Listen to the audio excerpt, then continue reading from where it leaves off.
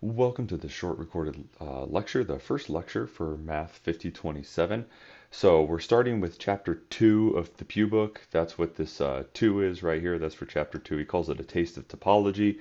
We're going to spend a lot of the class time this semester in this chapter, but I'm going to be adding supplemental things to there, other perspectives, other notation, because he doesn't always do things that are standard in the literature, but it's a very good text, but I'm using it more as supplemental to us. It's like a guide, but we're not going to stick to it religiously. We're going to kind of carve our own path here. So for this first lecture, what we start with is what is a metric? We start with the idea of like metric spaces. And it's motivated. I'm not going to read everything to you. The purpose of these recorded lectures is not to read everything to you that's in the notes, but really to help just give you the big picture and help you understand what you're going to read and hopefully put you in the right frame of mind so you get out of it what you should get out of it or get the most out of it that's possible before the lectures. So the basic idea about why we study metric spaces is for, and I mention it here, this is my own writing, mathematical clarity, all right?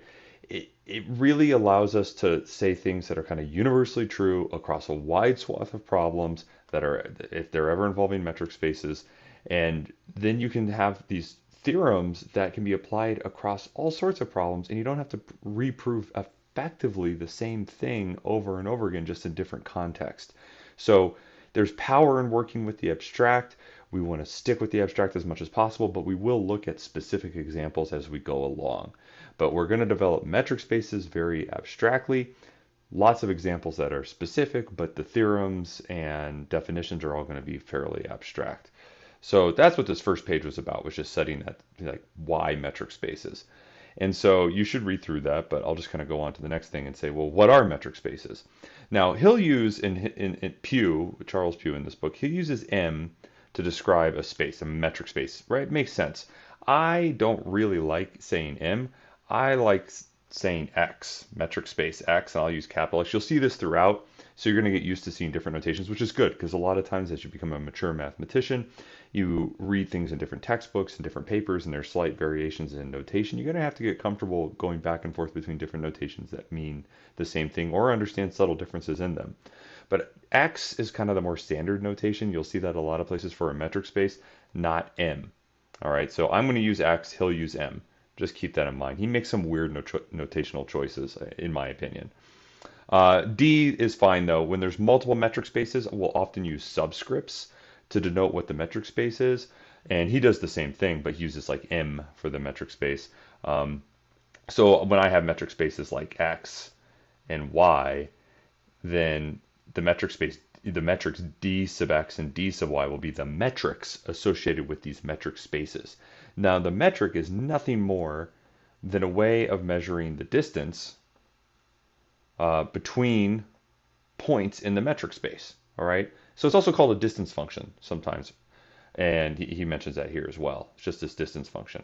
So it's just some way to say, hey, if I've got 2 points in the metric space, how far apart are they? What's some way of measuring distance that's valid, right? Not any way, not any kind of function you might define that involves 2 points is a valid way of computing a distance. So for a function to be a proper metric, it has to satisfy, he writes this as 3 properties. I write it as 4, so I'll put it all up on the screen. So he says positive definiteness, meaning that the distance between 2 points, x and y, has to be greater than or equal to 0, and it's equal to 0 if and only if the 2 points are the same. Okay, now I took that and I split it up into these two conditions.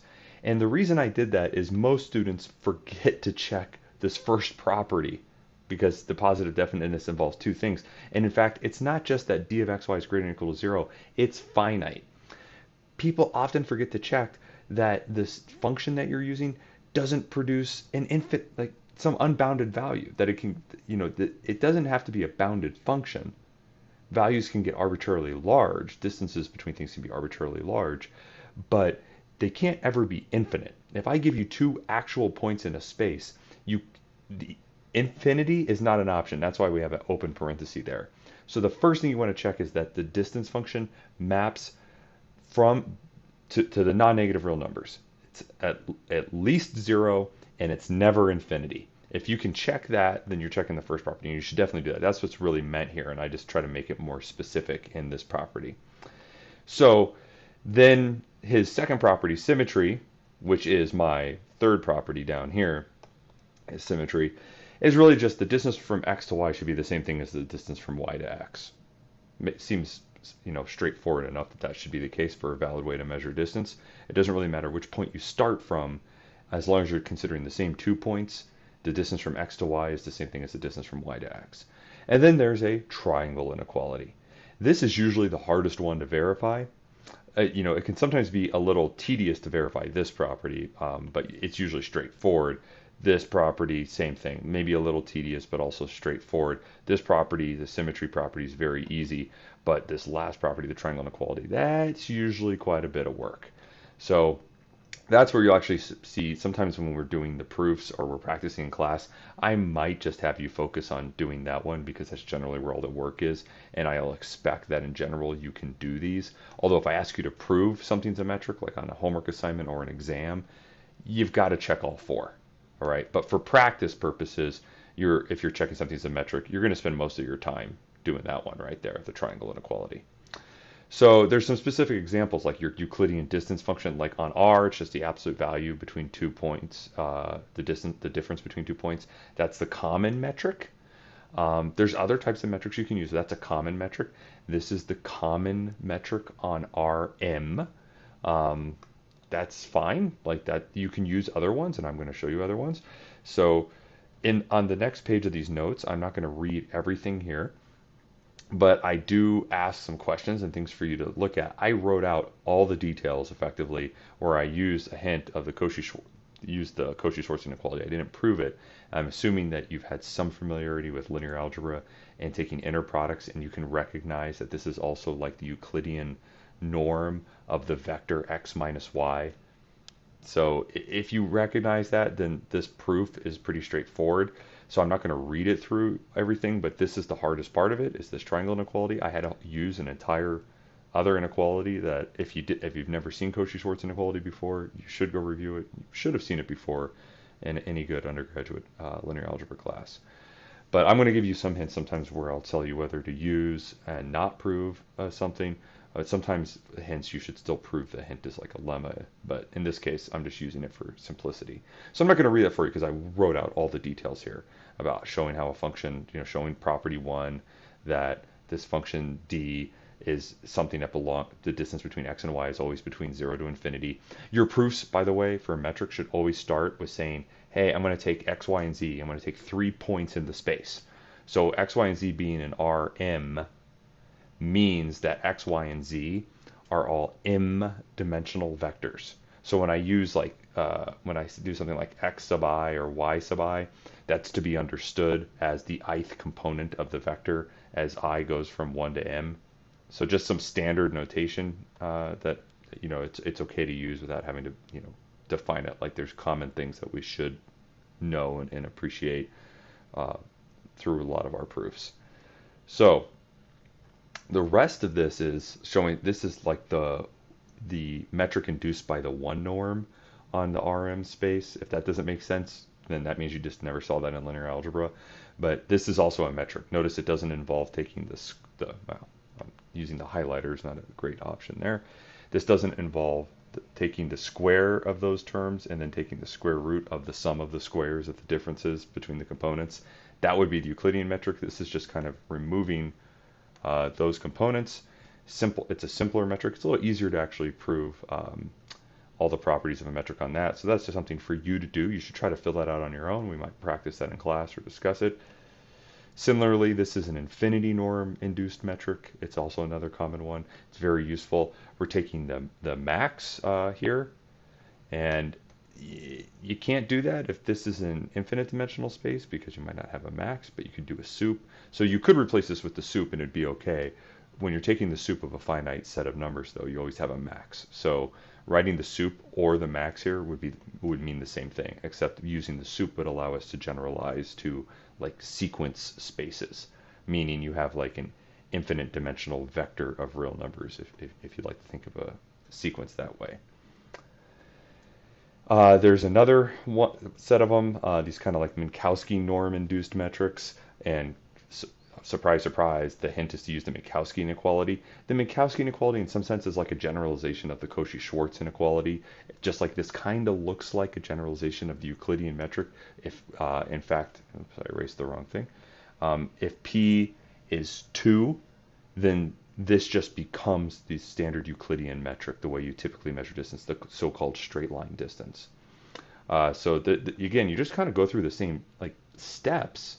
You'll let x, y, and z be vectors in Rm, and then you just verify properties 1, 2, 3, and 4. That's how all the proofs look. So that's why I'm not showing them all here. I think you should try to practice and do whichever one of these you can before class, and we're going to do some of them in class and talk about them. You'll talk about them with your classmates, or at least some of the details, probably focusing mainly on the triangle inequality.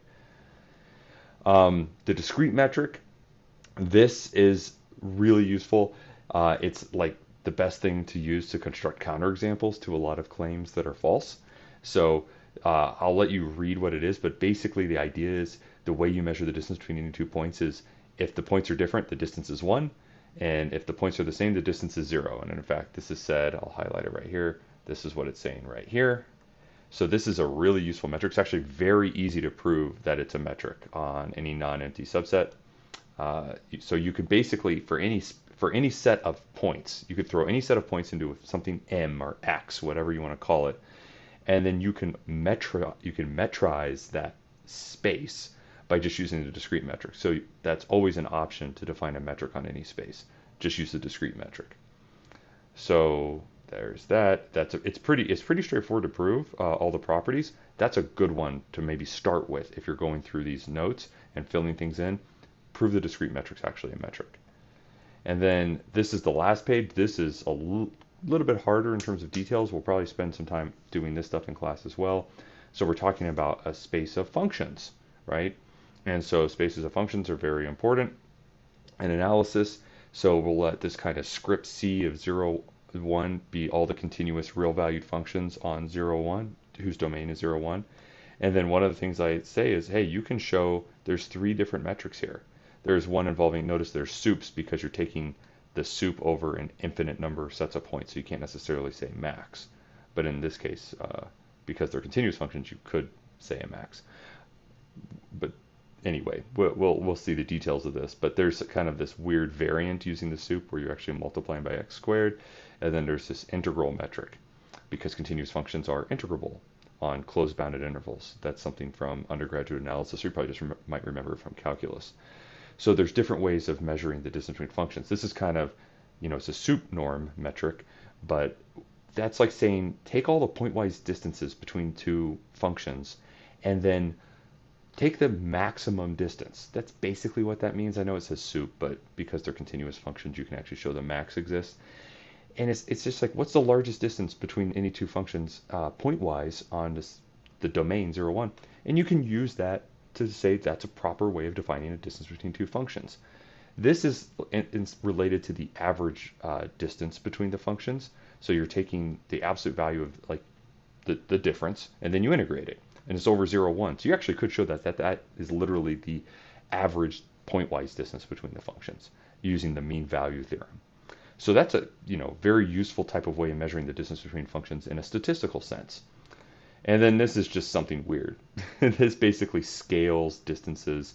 At 0, it basically says, I don't care if the 2 functions are the same at 0. And then you kind of care more about the distances between these functions if x values are larger than 0. And you care the most when x is 1, because that's when this x squared is going to be the largest from x is 0 to 1. So it's trying to kind of magnify or attenuate differences between the functions as you move through a domain. And you can imagine there might be reasons you want to do that. So that's the last page. That's where I'll stop this lecture. And we will just summarize this very quickly in class. I'll answer questions and we'll solve some of these problems. So again, you're supposed to fill in all these details. I've started some of the proofs. You should try some of the others.